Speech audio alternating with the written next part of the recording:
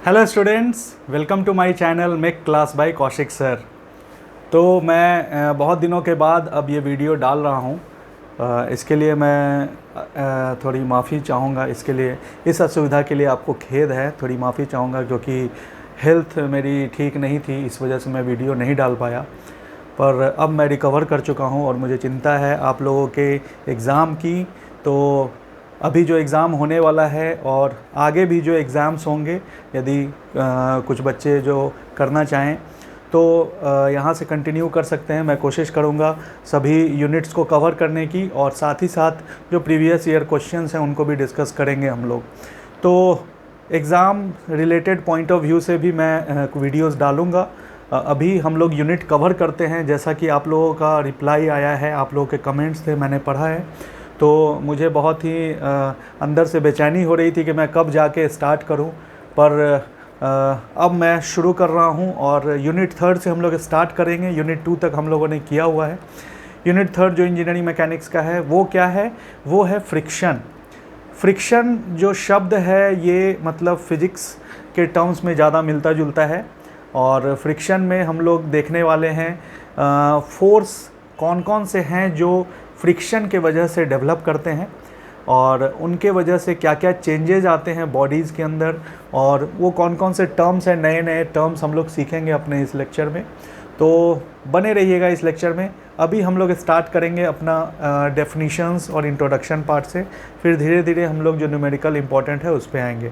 मैं बहुत ही तेज़ी में इसको खींचने की कोशिश कर रहा हूँ और समझाते हुए सभी बेसिक टर्म्स को लेके चलूँगा। जो जो क्वेश्चंस पूछते हैं उनके बारे में भी डिस्कस करेंगे हम लोग इस लेक्चर में। तो बहुत ही ध्यान से देखिए और चीज़ों को समझने की कोशिश कीजिए। ऑलरेडी आप मास्टर बन चुके हैं, मैकेनिक्स के मास्टर बन चुके हैं। आपका बहुत अच्छा कॉन्सेप्ट क्लियर किया है मैंने, और मुझे उम्मीद है कि आपने यदि अच्छा से देखा होगा तो आप निश्चित रूप से बहुत अच्छा कर रहे होंगे। ठीक है, चलिए तो स्टार्ट करते हैं हम लोग अपना ये। सबसे पहले हम लोग डेफिनीशन देखेंगे कि फ्रिक्शन का डेफिनीशन होता क्या है। ठीक है,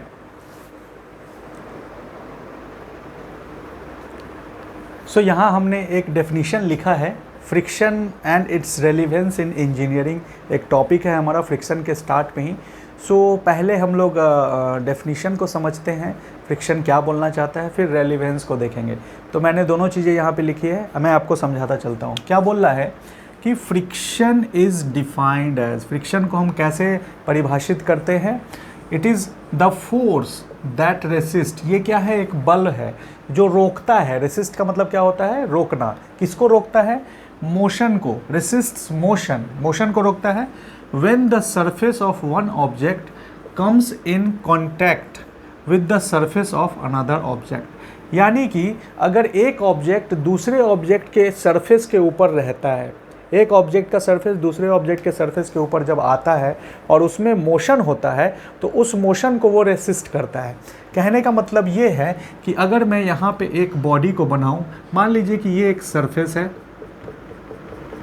ठीक है, और इसके ऊपर एक बॉडी को हम रखते हैं। ठीक है, मान लीजिए ये बॉक्स है, इसको हमने रखा। अब ये बॉक्स जब तक इस पे रखा हुआ है, मूव नहीं कर रहा है, तब तक फ्रिक्शन जो होगा वो नहीं होगा, फ्रिक्शन जो होगा वो नहीं होगा। लेकिन जैसे ही बॉक्स इस पे मूव करना शुरू करेगा किसी भी डायरेक्शन में, तो क्या होगा? एक फोर्स होगा जो इसको मूव करने से रोकेगा, इस सरफेस के ऊपर में। वही फोर्स हमारा क्या कहलाता है? फ्रिक्शन फोर्स कहलाता है। यानी कि वो रुकता क्यों है? क्योंकि सरफेस में बहुत सारी इरेगुलरिटीज़ रहती हैं। सरफेस आपका ऊबड़ खाबड़ रहता है, बिल्कुल प्लेन सरफेस जो है वो आपका नहीं रहता है बहुत सारे जगहों पे।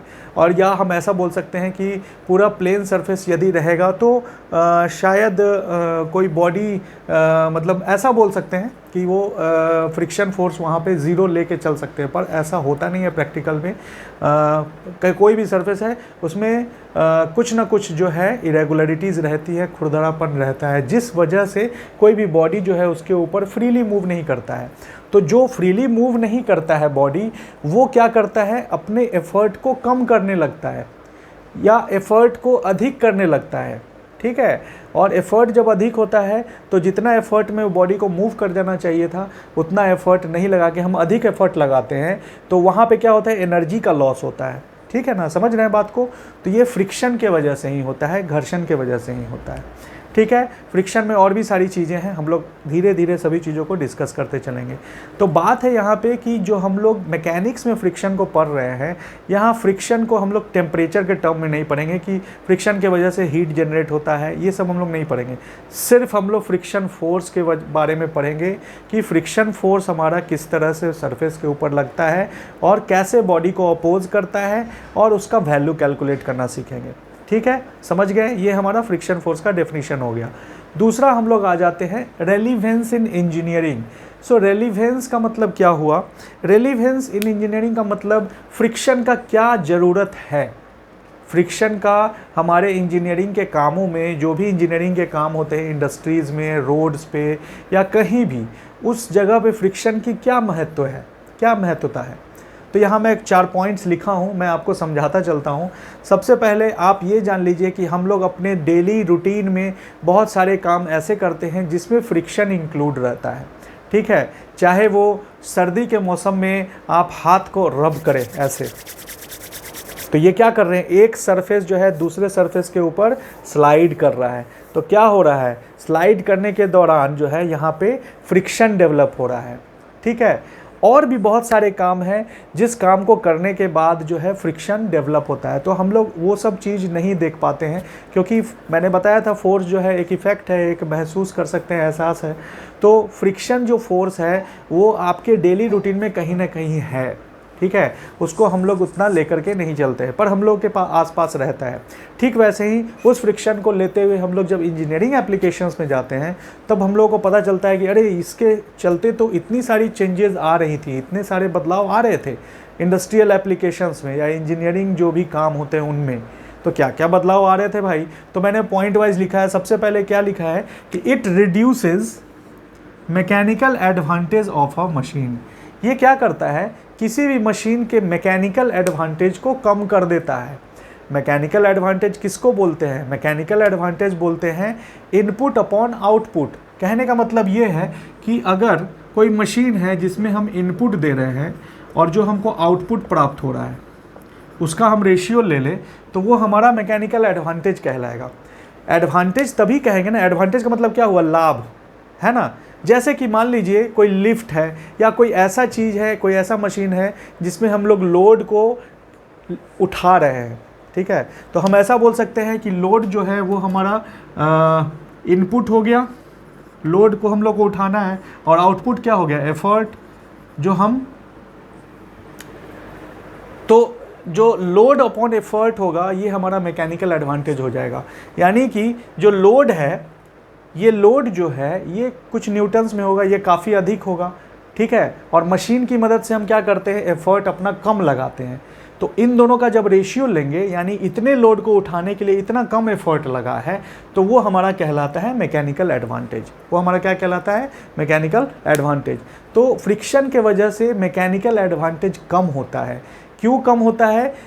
इसीलिए कि लोड अगर 100 kg का है और उस समय यदि हमको एफर्ट लगाना है 10 kg का, तो 100/10 यानी कि 10 का वो आएगा। कहने का मतलब ये हुआ। लेकिन अगर फ्रिक्शन है तो वही एफर्ट हम कितना, 15 का लगा रहे हैं। तो क्या हो गया, यहाँ पे हम लोगों ने जब 15 न्यूटन का एफर्ट लगाया तो क्या हो गया, आपका मैकेनिकल एडवांटेज घट गया। पहले 10 का था, अब 100/15 करेंगे तो अप्रॉक्स वो 9 पॉइंट समथिंग का हो जाएगा। तो आप देख रहे हैं कि जब फ्रिक्शन आपके एफर्ट में ऐड हो जा रहा है तो आपकी एफर्ट जो है वो बढ़ जा रही है, यानी आप कोशिश ज़्यादा कर रहे हैं उस बॉडी को उठाने की। समझ रहे हैं ना। तो यही फ्रिक्शन का मेन सिद्धांत कॉन्सेप्ट होता है, जिसके वजह से मशीन की जो मैकेनिकल एडवांटेज है वो घट जाती है। दूसरी पॉइंट पे बात करेंगे, क्या बोल रहा है, use of oil in automobile to reduce friction. अब ऑटोमोबाइल में क्या होता है, आप देखते हैं पिस्टन अप एंड डाउन करता है ना। बहुत सारे गाड़ियों में जब आप इंजन खोलेंगे, इंजन जब खुलता है कभी देखिए, तो इंजन खुलता है तो वहाँ पिस्टन रहता है जो अप एंड डाउन करता है, टू एंड फ्रो मोशन बोलते हैं। उसके अप एंड डाउन मोशन के वजह से ही इंजन जो है आपका रन करता है। ठीक है, सो आप देखिए कि वहाँ पे अगर अप एंड डाउन हो रहा है तो मोशन हो रहा है, मोशन हो रहा है तो दो सरफेस के बीच में मोशन हो रहा है। कॉन्टैक्ट बहुत जगह पे है, तो अगर दो सरफेस के बीच में मोशन होगा तो ऑब्वियसली फ्रिक्शन होगा। तो इस फ्रिक्शन को कम करने के लिए हम लोग क्या करते हैं, उसमें लुब्रिकेंट डालते हैं, ऑयल जिसको बोलते हैं लुब्रिकेशन के लिए ऑयल डालते हैं ताकि फ्रिक्शन जो है आपका कम हो जाए, लुब्रिकेंट डालते हैं, समझ रहे हैं ना। तो वहाँ पे आपका काम हो गया, फ्रिक्शन के लिए हम लोग इसको कर रहे हैं, ठीक है, बहुत लोग नहीं जानते होंगे इसको। अगला जो है ये है contact of tyres with road is due to friction. अब जो रोड के ऊपर गाड़ी चल रही है तो टायर का कॉन्टैक्ट रोड के साथ है, टायर जो है रोल कर रहा है रोड के ऊपर, ठीक है, लेकिन टायर स्लिप नहीं कर रहा है। देखिए रोड के ऊपर वो स्लिप नहीं कर रहा है, पर उसको पकड़ के वो रोल कर रहा है। क्यों रोल कर रहा है? क्योंकि रोड जो है वो आपका खुरदरा है, और रोड खुरदरा है और टायर के बीच में ग्रिप बना हुआ है, तो उस खुरदरेपन में जो टायर है वो पूरी तरह से बैठ जा रहा है, तब वो आगे बढ़ रहा है। तो ये खुरदरा नहीं रहता तो ये बैठता क्या, ये इसी पे स्लिप कर जाता। समझ रहे हैं ना बात को। तो यहाँ पे क्या है, यहाँ पे भी एक एग्जांपल है फ्रिक्शन का कि रोड के साथ ग्रिप बना के कौन चल रहा है, टायर चल रहा है, और किसके वजह से, तो फ्रिक्शन के वजह से। समझ रहे हैं बात को। Next, friction opposes motion so it is relevant to all engineering application. तो बहुत ही important point, very very important ये है कि फ्रिक्शन जो क्या करता है, मोशन को रेसिस्ट करता है, मोशन को अपोज करता है, विरोध करता है मोशन होने से, ठीक है। तो जब विरोध करता है मोशन होने से, तो सारे इंजीनियरिंग एप्लीकेशंस में फ्रिक्शन का जो है सबसे ज़्यादा महत्व है, ठीक है। तो रेलिवेंस के लिए ये 4 पॉइंट्स इनफ रहेंगे। आप इनको अपने वर्ड्स में भी लिख सकते हैं जिस हिसाब से आपको लिखना है। तो ये जो है आपका फ्रिक्शन का बेसिक ओवरव्यू हुआ। अब हम लोग जो है अगले क्लास में क्या करेंगे, जो लेक्चर नंबर 2 होगा उसमें हम लोग समझेंगे कितने प्रकार के फ्रिक्शन होते हैं और लॉज ऑफ फ्रिक्शन क्या होते हैं। उसके आधार पे हम लोग उन चीज़ों को देखेंगे, ठीक है। तो इस लेक्चर से आपको बहुत सारा ज्ञान मिला होगा मेरे ख्याल से। चलिए अगले लेक्चर में मिलते हैं कुछ और नए ज्ञान के साथ। तब तक के लिए अपना ध्यान रखिए। धन्यवाद।